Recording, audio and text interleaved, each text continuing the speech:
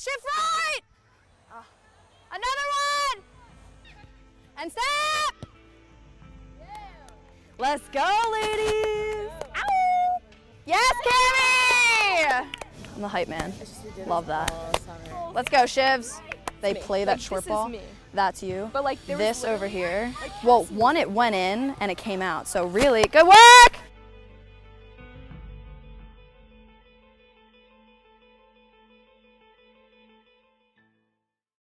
I was probably about 4 or 5 years old when I started soccer. My mom actually asked me, do you want to play soccer or do you want to do theater? And as a little kid, I was like, Mom, come on, I want to play soccer. Like, I don't want to get dressed up. Like, I just want to run around. She put me on a little league, like little pee-wee team. And apparently I would just like run around all day long. My mom was like, you still weren't tired. So like, I don't know what we would have done if you picked theater. I was at, a tournament and one of the assistant coaches from Seton Hall actually came up to, one of the parents that were handing out all of our information. So Taylor, we actually saw play down at the Jefferson Cup, which is down in Virginia. She was someone, as we were going through the recruiting process, that we became more and more attracted to because of the upsides and the tools that she possessed. I came here for my, just a visit, just to see what the school was like, how the girls were, how the coaches were, and everything pretty much fell right into place. I felt like I was at one of those colleges in the movies where they show the green and everyone's like hanging out. I broke my growth plate in my ankle when I was in 8th grade, and so they kind of thought it was just, regular 4-week cast, nothing serious. And then I took off the cast and my entire leg was still like black and blue, not just my ankle, like up to my knee. The doctor took a look at it and he diagnosed me with something called RSD. Basically what happened is my brain still thought that my ankle was injured, so it kept sending blood down there to fix it. It was obviously fixed, so all the blood was kind of like backing up and building up. So I had to have 4 surgeries in my back to kind of fix the nerve, and then after the 4th surgery it like wasn't working anymore. So that's when they thought like, oh, sometimes this happens. You're basically going to do physical therapy until you can't walk anymore, and then you'll just be in a wheelchair, it's fine. That's an example of what her character is.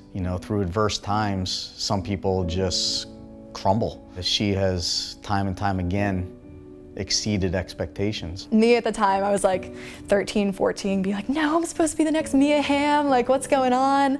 That's when I started focusing more on community service and school and actually, getting to know people rather than just soccer, soccer, soccer all the time. So when they found a cyst in my ankle instead, so I had a 5th surgery to take that one out.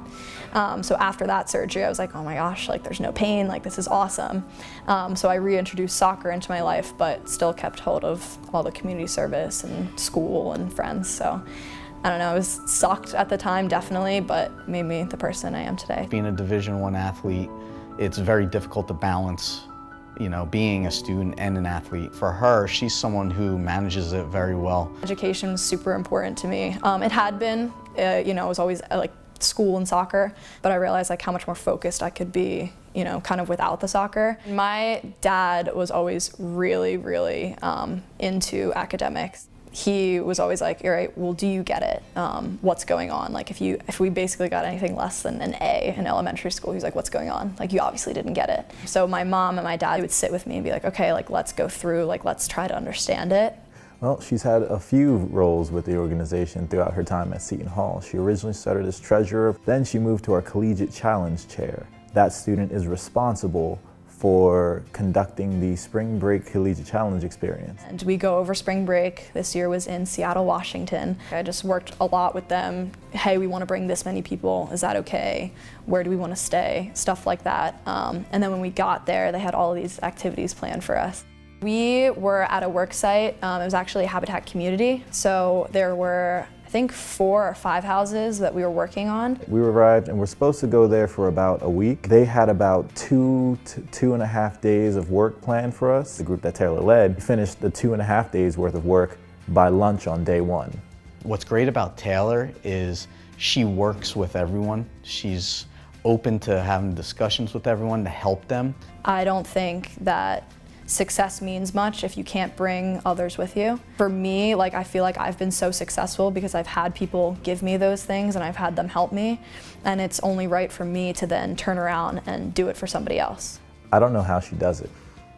Between the hours that she puts in with Habitat, between the hours that she puts in her major, being in the leadership program and still in the School of Business, being a tutor in the Academic Resource Center. She's just such a phenomenal human being that it will be so happy to see her move on to the next thing, but it would be so sad to see her go.